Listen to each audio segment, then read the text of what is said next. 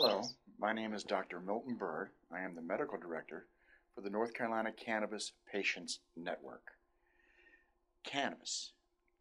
Cannabis is a well-known herb plant known as marijuana. Some people have called it pot and many other adjectives of description. I want to talk to you about dispelling some of the myths that go along with cannabis and the history of medical marijuana. I'm here today to begin addressing a common need that's growing more and more and more apparent in medical research. There has been an identification in the last 20 years in scientific research of what's known as the endocannabinoid system. When we talk about medical pharmaceuticals, there's a long history through all of the human history in regards to cannabis. Cannabis has been documented as one of the first medicines humanity has ever used. It is more prolific than any other medicine in history that's ever been used. The medical research now of the scientific double-blind studies that are finally becoming available are adding value to it and exploring new levels of understanding of how the human body regulates metabolism. The irony here is that the roles of cannabis and all these different cannabinoid compounds have a synergy that is so complex and so dynamic that it'll be years, decades to complete this research, furthering our human knowledge and understanding of how our bodies work. Yet cannabis has such a unique role because it has a spiritual component. People who practice the use of cannabis are very strong in their emotional feelings in regards to it being a spiritual plant. The medicine, in regards to the psychological components, support some of those spiritual beliefs and perspectives from a psychological standpoint. So at this point, let's talk about medical marijuana. When you look at medicine, you want to see medicine as a benefit to the human body with minimal side effects. The pharmacological effects of cannabis have been well challenged because of the psychoactive component of THC, tetrahydrocannabinol delta 9. This is psychoactive component which actually has a medical value in the psychological aspects in treating depression. It also has a role in dealing with other toxicity addictions like alcohol, like cigarettes, nicotine. These roles of relationship in regards to the psychological dependence of those other toxic chemicals are finding a role for THC in today's medical cannabis therapies. Protocols are being developed in regards to addiction use. One of the things that I have done in the past is authored a program called From Smoking to Recovery, which is to look at the smoking relationship. Now, there is a very strong chemical dependency and habit there when you deal with nicotine. Alcohol has a dependency, addiction component to it. Cannabis does not. Scientific evidence actually demonstrates today that it is not an addictive gateway drug, as it is one of those myths. It actually is a gateway to addiction management in the new studies of the psychological profession. Going back to the application of medicine, we have seen that cannabis has a significant role in dealing with appetite improvement, especially in people who have issues of nausea with cancer, chemotherapy. That's one of the current things people begin to hear and talk about, especially if you're a cancer patient. You look at this very carefully. Pain. Pain is one of the gateway avenues for cannabis today because pain, and chronic and severe, affects a large population. The current medication of best practice for the AMA is looking at opioids. These opium-based narcotic medications which have tremendous side effects. Well, according to cannabis research, cannabis is 10 times more effective than the opioids without all those side effects. So clearly, the medical level of research right now is showing that we don't have best practice standards when it comes to pain, chronic and severe management. Cannabis is looking at one of those tremendously promising future prescriptions for people who have this medical condition of severe and chronic pain. Neuropathy. They show neuropathy pain in muscular dystrophy and multiple sclerosis. Diabetes have a benefit from cannabis. Okay, we talked about pain. We talked about nausea. Appetite control. There are some people that it actually stimulates and it actually suppresses the appetite, depending upon their metabolic needs, which you would call a balancing of metabolism. So for one person in one certain medical condition, it may stimulate their appetite, where in a weight control, and it's being researched right now, how it actually reduces the appetite and actually improves the weight control issues for an individual. We'll talk more about that down the road. Addiction recovery. I find that personally fascinating, that cannabis actually has a role in addiction recovery from both alcohol and nicotine. It is a gateway approach to reducing those dependencies and addictions and changing the metabolic dependency is the word to use here. People do get dependent on their nicotine. They do get dependent on their caffeine. They do get dependent on their alcohol. They have lots of dependencies, meaning human beings, have lots of dependencies in everyday life. These are part of coping tools. Well, coping tools are a very important part of the roles of being human. Until we learn how to get past our needs and wants till we solve our problems, we have to find ways of coping. That's everyday life. That's part of the human event.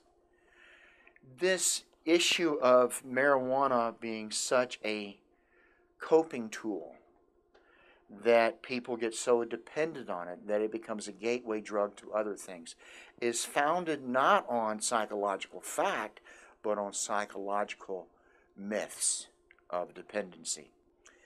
Medical marijuana actually had its first levels of research dating back over 4,000 years ago and to India. And when you look at religious practices around the world, cannabis has been part of the sacramental oils that have been used all over the world, and that includes Christianity.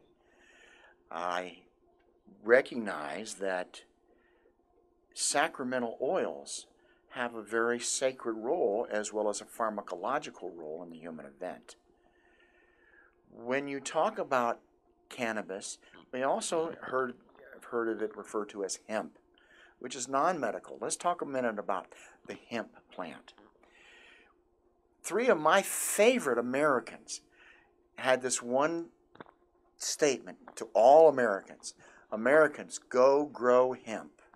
That was George Washington, Thomas Jefferson, Benjamin Franklin. They all are quoted saying that.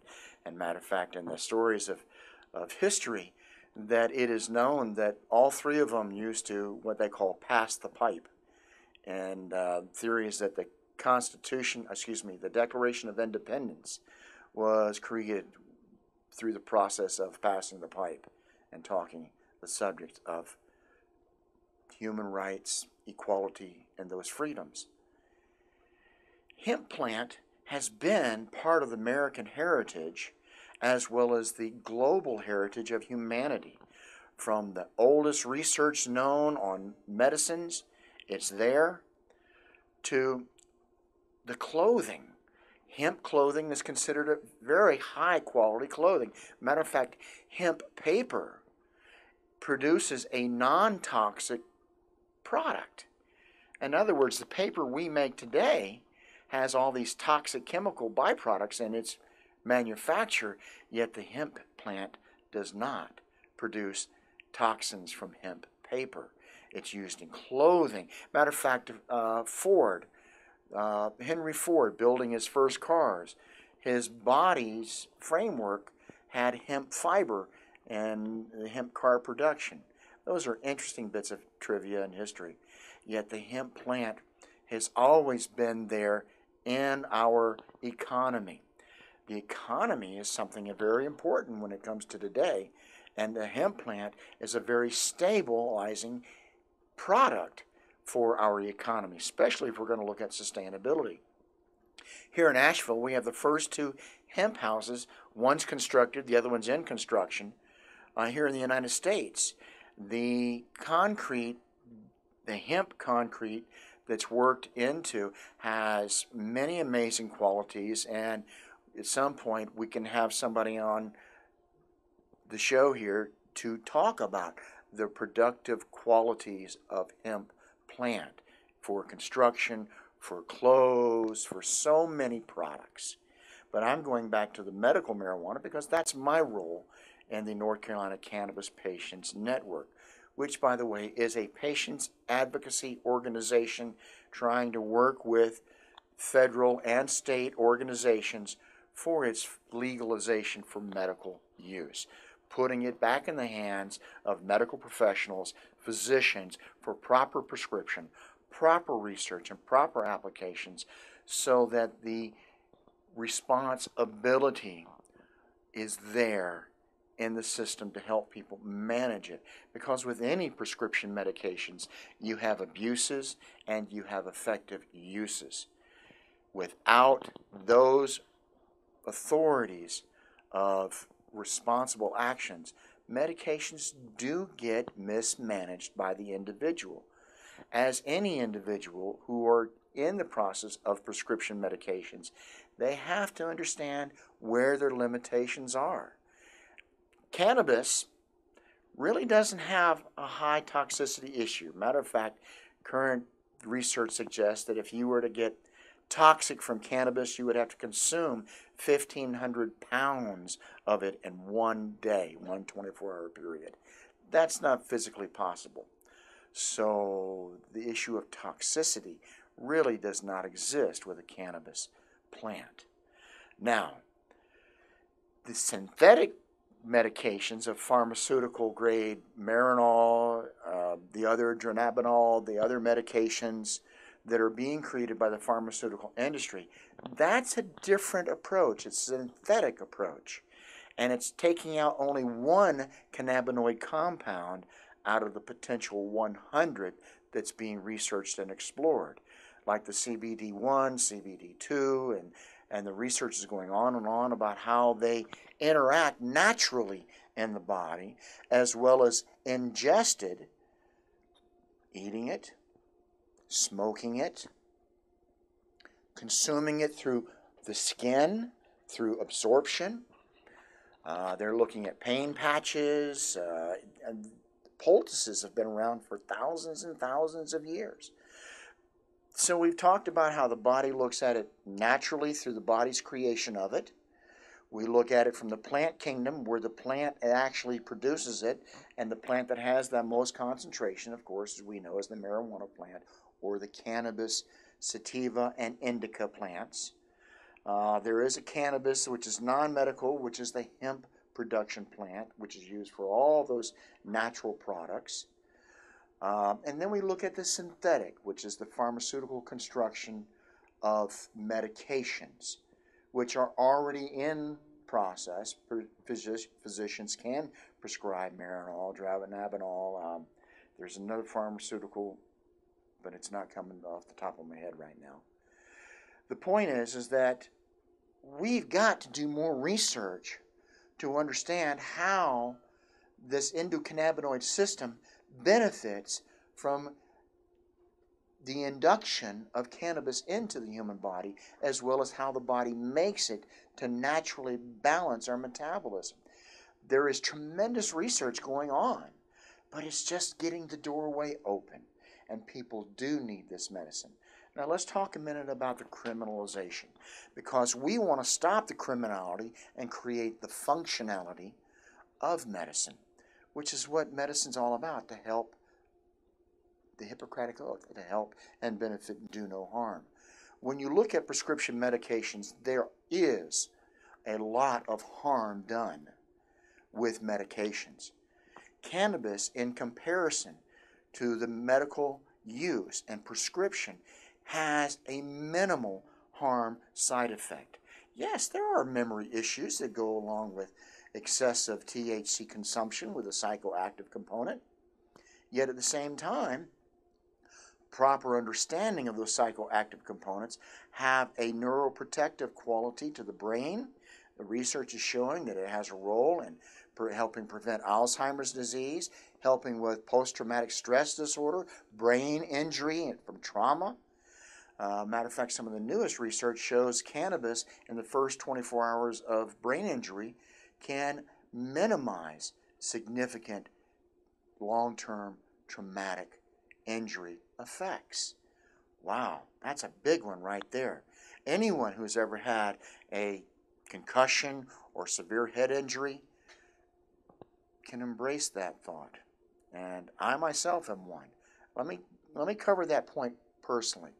I am a patient as well as a physician that I recognize my best medicine practice includes cannabis therapy. I've had severe head trauma.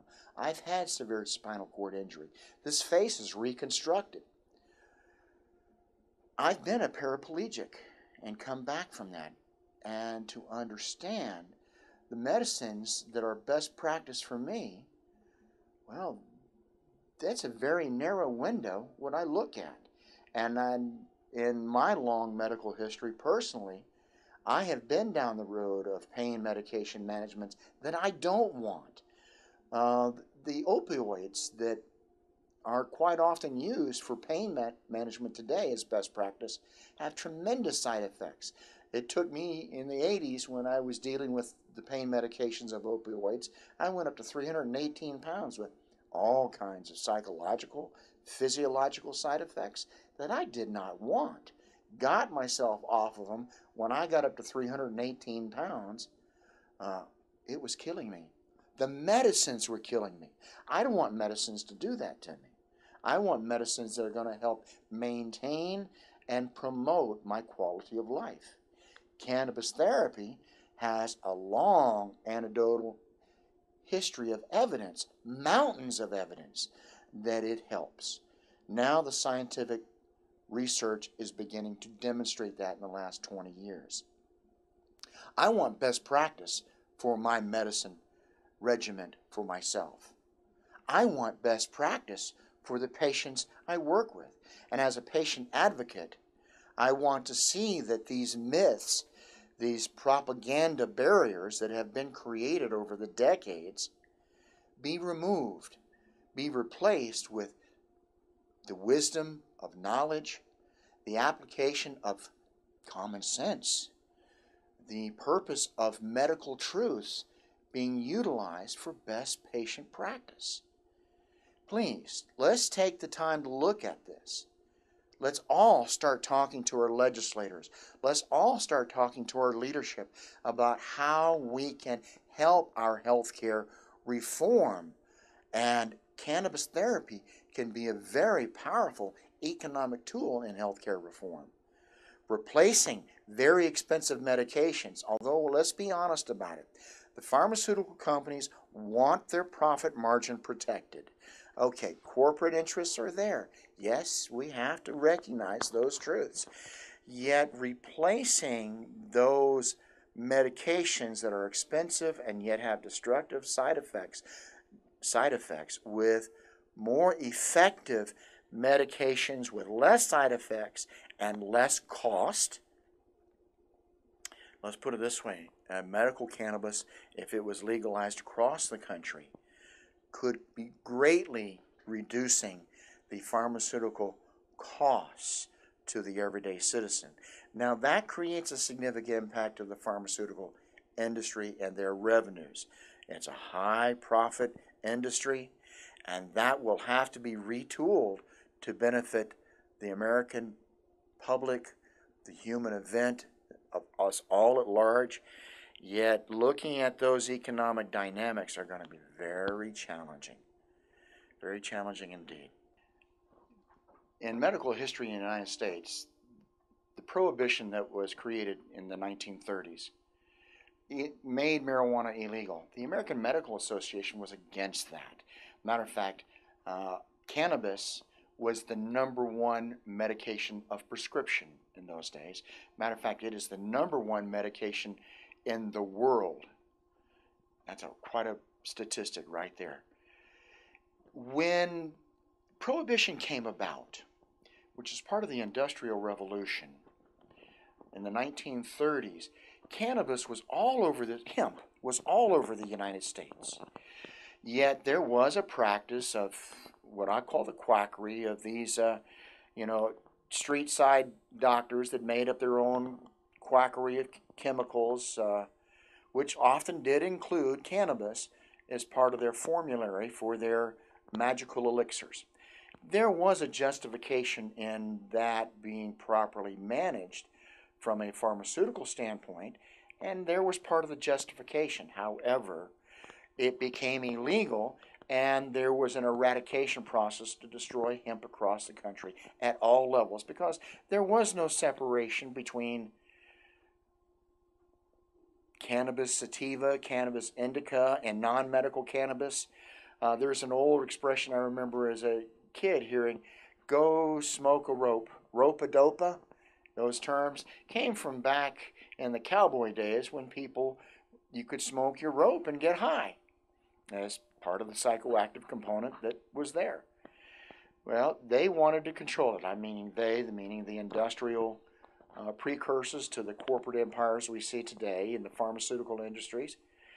This control took this plant, which was a medication herb plant, out of the people's hands and put it strictly in the control of the National Institute of Health, which came out of that prohibition and through governmental regulations, which created a whole series of events which led up to, here I'm going to pick up something. This is a copy of the U.S. government patents on cannabis. The United States government, as represented by the Department of Health and Human Services, was granted a U.S. patent number 6630507 on October 7th, 2003, on any and all uses and applications of cannabinoids as antioxidants and neuroprotectants. How's that for a bit of interesting data? A United States patent on a plant, the cannabinoids as antioxidants and neuroprotectants. Just that declaration right there of antioxidants and neuroprotectants puts them in the categories of medicine. Prescription-based cannabis therapy has a well-justified place in medical use today. Now, what does it mean, this thing called prohibition? Well, we call it the drug war, and a lot of people have heard that term for a long time. It has created, since the onset of prohibition, it has created this issue we call a drug war. You have these cartels that make these drug-related industries like cocaine. Well, first off, cocaine is a medication used in medical practice. And talking about the history of prohibition and medical marijuana, cannabis, marijuana plant, pot, however you want to describe it, the point is that it has created a history of prohibition which has been very destructive to a lot of lives. We call it the war on drugs. Well, the war has failed.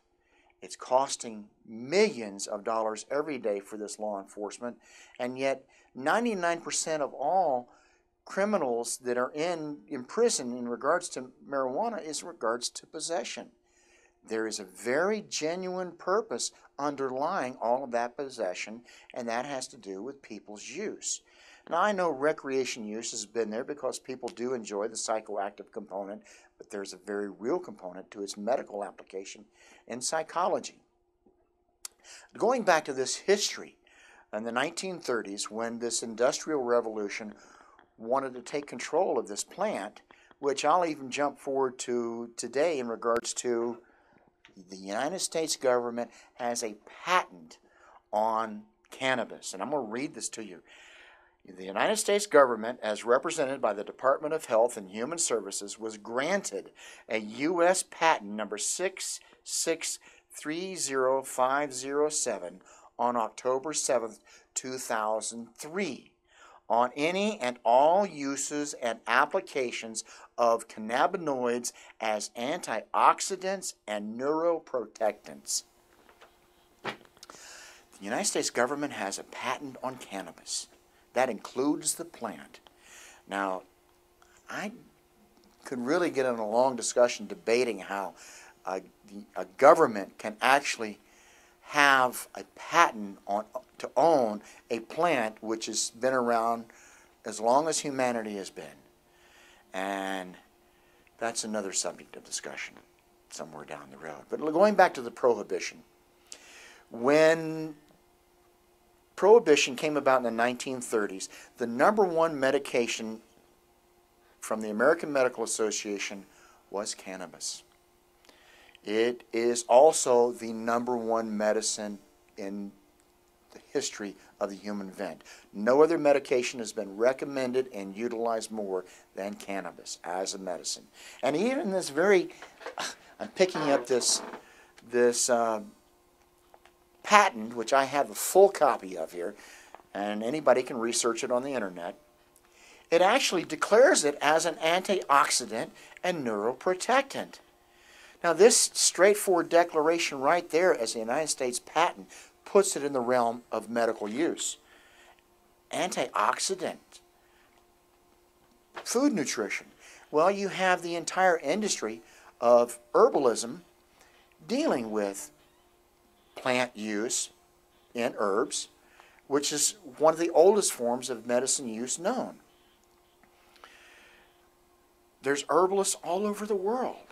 And when you talk to them, they can tell you about the application of herbs as an antioxidant, a nutritional resource. There's medication edibles that are utilizing cannabis, and the very fact that it has antioxidant properties to it makes it a nutritional food product. When you look at it as a neuroprotectant, you look at it in Alzheimer's, you look at it in post-traumatic stress disorder from head trauma and head injury. I've been down that road, personally.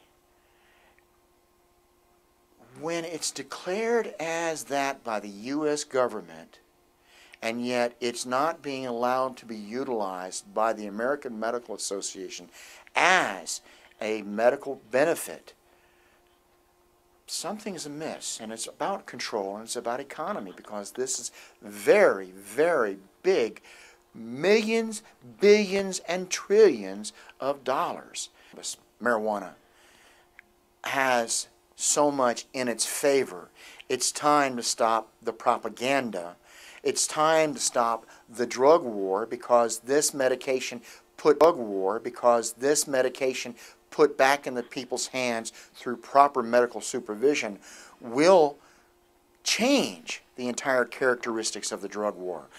Cocaine is a medicine used by the medical industry. Yes, it is abusively used in the population, but so is other things. You can look at oxycodone, you look at these methamphetamines, you look at the point of social abuse. It's there as part of the human event.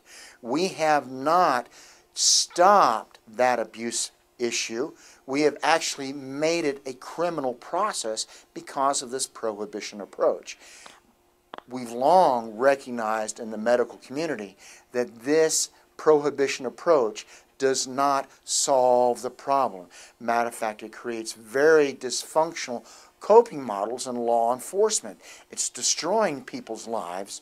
It's turning this personal use into a criminal process which in fact it needs to be understood in the human event as a medicine, as a tool for balancing and coping with life's issues, and an appropriate response of medical application and the ability for the medical community to respond. This responsibility is theirs, the medical community, not the pharmaceutical community or the government's. Let me rephrase that. The federal government does not supersede that human right, patient right of appropriate medical practice. As a matter of fact, it's supposed to honor those human rights, those patient rights.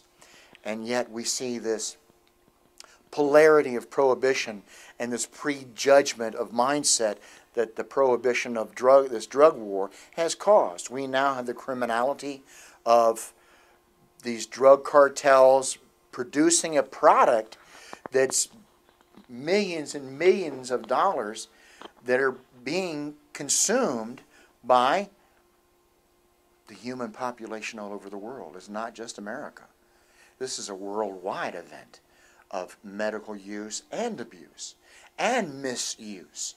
Please, let's start recognizing that it needs to have an appropriate use, not an abuse.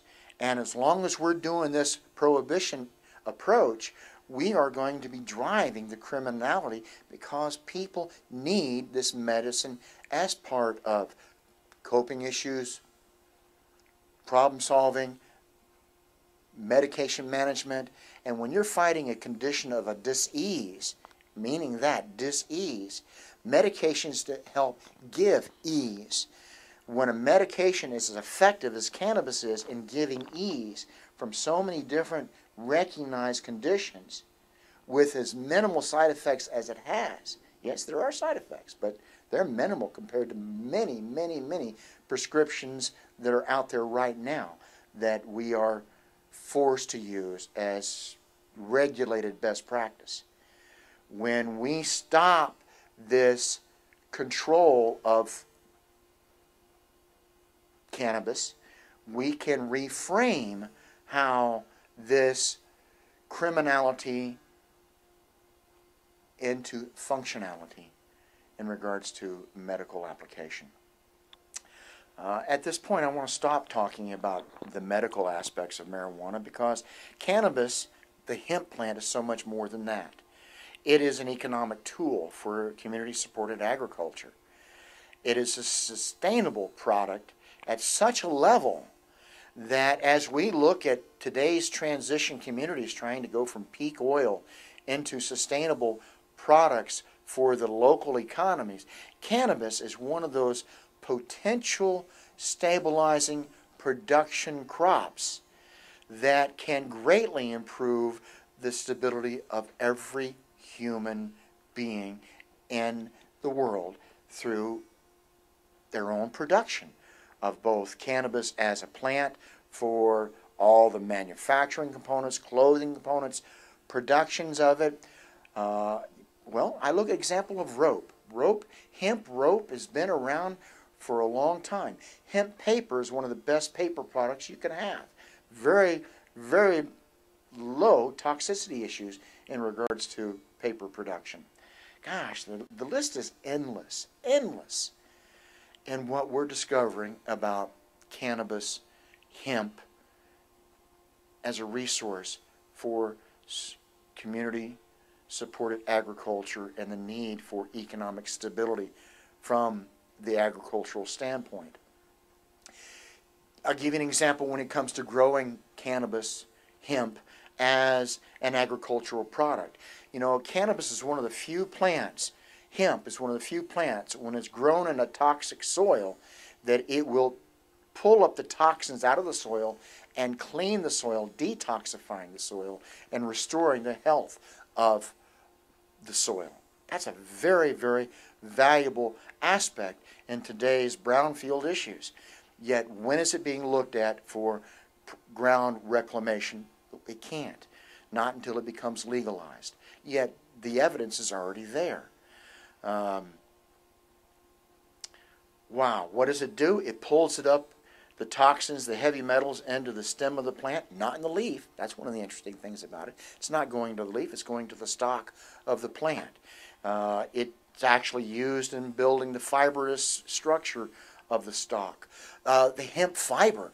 Well, we know of hemp fiber by hemp rope. That's been around for thousands of years.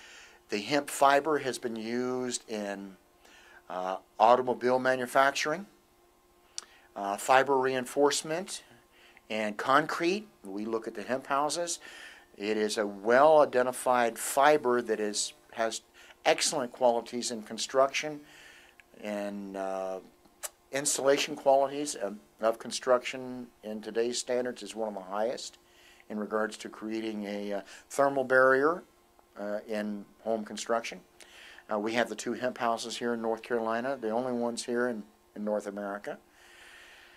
By the way, the fiber that were used in those hemp houses was shipped all the way from Canada, where hemp is legal for growing, and medical marijuana. It's built around what's called rural enterprise zones, which I think is a fascinating concept.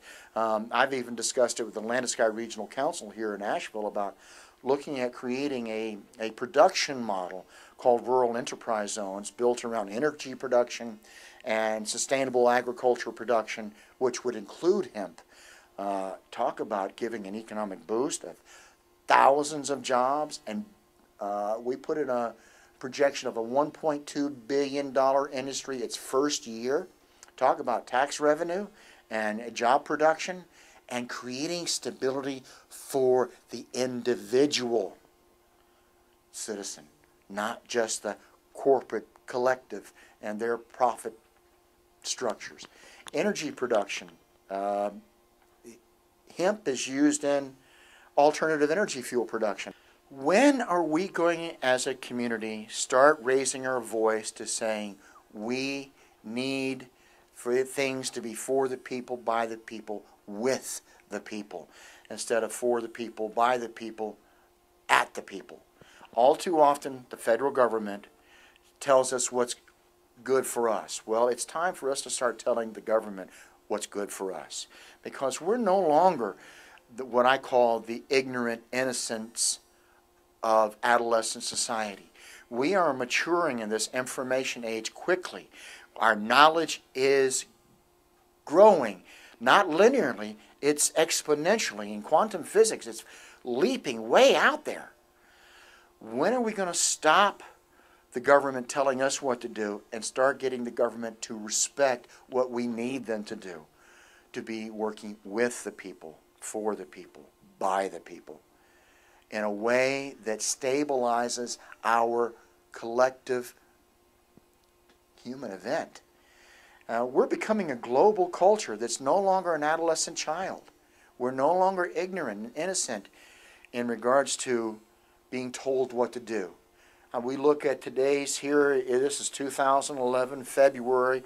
We're hearing what's going on in Egypt with a massive collective voice by the people there. We've seen that same thing happen repeatedly around the world because the people of the human event are getting tired of being the victims of a controlling, elitist, propaganda-driving, ex-industrial bureaucracy. See, one of my favorite stories in regards to leadership and management is called Wrong Jungle, and I'd like to tell it right now. Often when I've been an elected official, served 3 terms of office, and when I got to a point of seeing the bureaucracy telling us we're making progress, yet going in the wrong direction, I would tell this story called Wrong Jungle. And you have this team making their way through the jungle of life, okay? And every now and then somebody wants to climb a tree and take a look around to see where they are. Somebody does that, they climb up the tree and they take a look and they're going, wow, we're going in the wrong direction.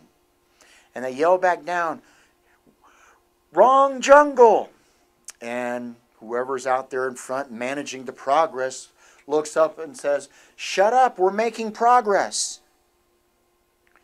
You can make progress all you want to, but if it's going the wrong direction, it's the wrong direction, and sooner or later, it's going to be a dead end. All too often, bureaucrats, elected officials, get stuck in just making progress, keep making progress. It takes care of the things here and now, but it doesn't always go in the right direction. We've seen so much of that.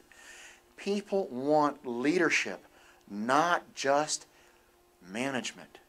When bureaucrats begin to recognize that they need to balance their choices by effective leadership from the people's voice, for the people, by the people, with the people, then we'll start rebalancing our social structure, our government, or our global human event. But until we start creating this interdependence of leadership and management, bureaucrats are not going to keep us going in the wrong direction, or right direction. They're going to keep us in the wrong direction because they're not looking so much as where we're going as so much as how we're making progress. We've seen that with what happened in the stock market. We've seen it happen over and over again in the corporate world, in the business world. All this coming out of the Industrial Revolution. All of this coming out of the what I'll call the elite controls of bureaucracy. They're not functional. And actually, they're coming to the point of being criminal. Stopping the criminality and creating the functionality is not just about marijuana. It's about the social issues of our day and time. We're not little children anymore. It's time for the human voice to speak with the collective consciousness of saying, we want things to change. Let's make the functionality instead of the criminality drive our initiatives. As a patient advocacy, we've been talking about the issue of medical marijuana, but as we go further in this discussion and we got into the economics, what would happen if things were really to change? Well, let's first off look at the current condition, because we've talked about the prohibition mindset and how it's created a prejudgment, and this prejudice has created this criminality, which we want to change to functionality. But let's talk about what's currently underway. We have a number of states, I think the number's 15 right now, including the District of Columbia, Washington, D.C., have legalized medical marijuana.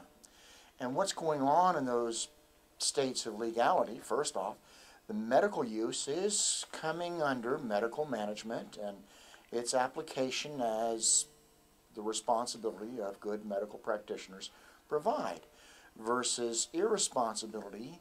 And there are many ways it's manifesting itself. I'll give you an example of corporate controls.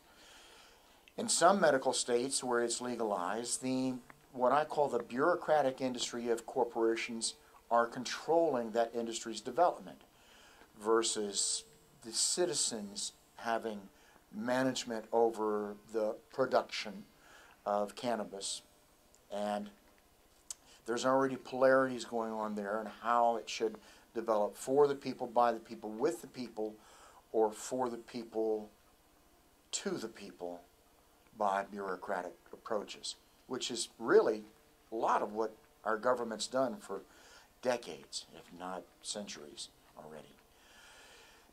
When you look at what's currently going on, there is a conflict between a bureaucratic approach trying to make a certain productive capitalistic functionality, which we've now really come to learn thanks to the stock market issue, how it crashed and so forth, creating these issues of limitation to capitalism and its functionality.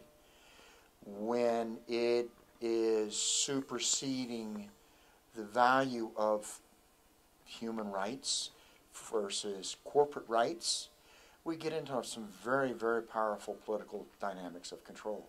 So that's underway in this industry right now, because it is a $1 trillion plus industry just in the United States alone, not to mention globally.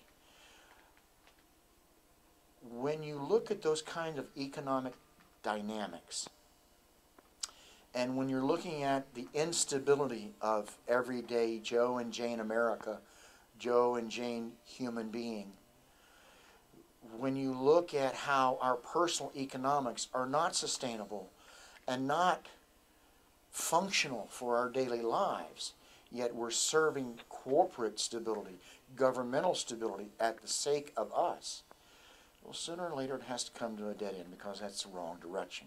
It's the wrong jungle. We're not going to have an endless road there of progress without it self-destructing. I call that the Tower of Babel principle. There's many other metaphors that have been described about how something like that, making progress, building and building and building and building, sooner or later becomes top-heavy and collapses on itself.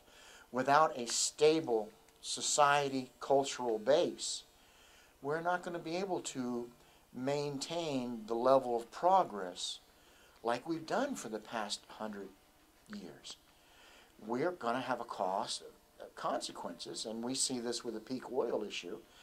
There are all these transitional community issues underway trying to look and address this. Well, I'll take the drug war, for example. What would happen if, we'll just say, we'll just do the United States. It is a global human event issue, but we'll just do the United States here. What would happen in the United States, the most drug-consuming culture in the world, if there became a functional approach versus a criminal approach, looking at guiding the progress and management of the responsibility of drug use? And marijuana is a large part of it simply because of the level of consumption. The consumer market is there. Making it a functional consumer market, well, that's built around its medical application. That's the biggest advantage of putting that functionality back into the hands of the physicians and appropriate medical practitioners. When you create the functionality there and the economics of it comes back into a healthcare system, that's economy into the healthcare system, you're actually changing the focus of that consumer market from this illegal black market into what I'll call a functional market of medical use. Well, these drug cartels that supply America with this black market drug market, it redirects that economic stability from the illegal producers to the functional producers, and it redirects that economy from one source to another source. Well, what source would that be? Would it be corporate controls, or would it be a what I call a social bureaucracy of society, individuals, cultural collective, society at large, having a financial stability through sustainable product development like cannabis and hemp? It would change the focus from criminality and start creating a direction of functionality. I'll give you a good example in psychology. If you dwell on the negative, if you live your life in fear, guess what your results are going to be? Fear-driven results. It's fact. If you reinforce negative with negative, what do you get? Negative. If you stop the negative and create a positive, well, you begin canceling out those negative, destructive issues. When are we going to redirect the issues of the negativity of this drug war, of prohibition, into a functional reconstruction, reframed society's cultural, collective psyche of doom and gloom to construction and redevelopment in a sustainable, balanced, functional, interdependent lifestyle model? Well, we're trying to figure that out. It's going across the world from individual to society to society to collective to cultures. Yet we hit this bottleneck of well, bureaucratic progress that is still stuck on those prohibition, prejudgment mindsets that control capitalistic, elitist, feudalistic, even class casting structures. We've got an opportunity in this day and time with education, information, and knowledge to reframe our social paradigms. We have the epiphanies of truth with knowledge saying, aha, it is a medicine. I'm using medical marijuana as an example, versus the reefer madness propaganda of that video I showed earlier from the 1960s, which portrayed homicidal, rapist, maniacal inconsistencies from truth. And yet, when do we start making a critical mass of change? Well, you do it in the moment. You stand your ground. You say you want change. You don't want criminality. You want functionality. Everyday life for people who are criminalized by that circumstance of drug possession, that's very negative to them, and their lives are quite often ruined, even though before they have that negative experience of, being criminalized, they quite often have this relationship with, it's positive to them, it is constructive. But the thing is, they're picking it up and they're using it. That's that consumption, just like I said. It only counts when you pick up that glass of water and drink it. Drink the water of life. So in a person's mindset, when they're doing this consumption of drug use, there is not only the benefit of it doing something for them, meaning the medication response or the drug effect they're going for, because they have some psychological need. It could be coping or some other personal reason, like medical use, making it very appropriate. But the action of actually doing that experience is like the same thing about that glass of water. You can look at it and see it half empty or half full, but it's only when you pick it up and you drink from it, partake of it, experience it, consume it, does it create personal value. That personal value is a landmark for each and every human being, because we live our lives through an experiential learning process. We live by our experiences. We become a product of that experience, our environment. It's only when we get to a certain point of knowledge that we begin reframing it instead of just trial and error, but with evidence, experience, knowledge, scientific fact, judgment based upon gained wisdom of experience. Because the old saying, if it doesn't kill you, it makes you stronger. Hopefully, along with that experience, it helps you become wiser. Not so much owned by your fear, but having the ability to experience fear and move through it, finding yourself still there. All too often, if we stay stuck in our fears, well, it shuts us down. One of the things that I was looking at in community-supported agriculture was the process of community planning. One of the things I am involved in is the area I live in is trying to create a sustainable community planning process. When you look at community planning, the first thing you've got to look at is what is called the suitability of what is sustainable. Because you have natural resources, those are what you build upon to sustain, so that you know what is suitable to be sustainable. And in community planning, you go through the process of identifying the suitability of what you have, the sustainability of what you have, and the supportability of what you have. for a community to support what they have to know what is suitable and what is sustainable. That's a living, learning process of community planning.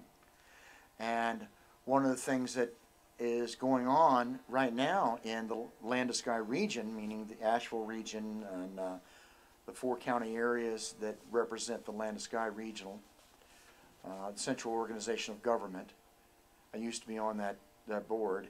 Is how we look at a metropolitan area that's surrounded by a rural area, and how do we make it interactive, interdependent, sustainable, recognizing what is suitable, what is supportable by our community at large. This reframing of what I call the bureaucracy of our society and our local economy needs a tool, actually quite a few tools, but honestly believe that medical marijuana and hemp, meaning an indoor crop and an outdoor crop of cannabis and hemp, can be a very, very successful financial, economic, and suitable, sustainable, and supportable tool for financial reconstruction of our economy, stabilizing it. We recognize it is suitable for where we live, what we've got. Our agriculture needs, our community-supported agriculture needs something that can network at a collective volume, that where our tailgate markets begin providing more resources for locally grown food. One of the things that's recognized, when you grow food locally, it is more nutritious, it is grown to your environment where you live, and there's a very big initiative going on trying to understand the synergy, the ability to live with our plants and our life, where we live, our food intake, how it creates the quality of life we build our health and wealth upon. Cannabis and hemp are one of those economic tools that can be developed, and projections that our organization, NCCPN, has presented to the Landis Regional Council a $1.2 billion financial projection the first year for revenues. Now, we currently have a $3.5 billion deficit in our state budget. Well, a $1.2 billion new industry would almost eliminate 1/3 of that debt in its startup. Within 3 to 5 years, it would represent an economic tool that, if responsibly managed for the people, by the people, and with the people, it would create an economic tool that would, A, benefit community-supported agriculture. Community-supported cannabis agriculture would be part of that.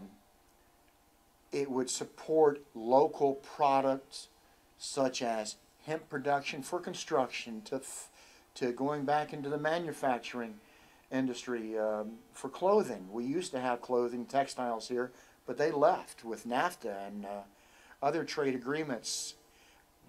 We've lost our productivity for stability. We need something that has that kind of collective mass, that critical mass of volume that would represent, again, an economic productive stability. Production of a product that is from the people, creating financial stability for the people, by the people, with the people, gives that economic foundation that bureaucracy needs to, instead of being a Tower of Babel where eventually it topples, that it becomes a broad-based support of the people, for the people, and by the people. Because without the people, what is the whole point of government? If the people collapse, your corporations collapse, your bureaucracies collapse, your governments collapse, we all collapse. That's a dead end, literally.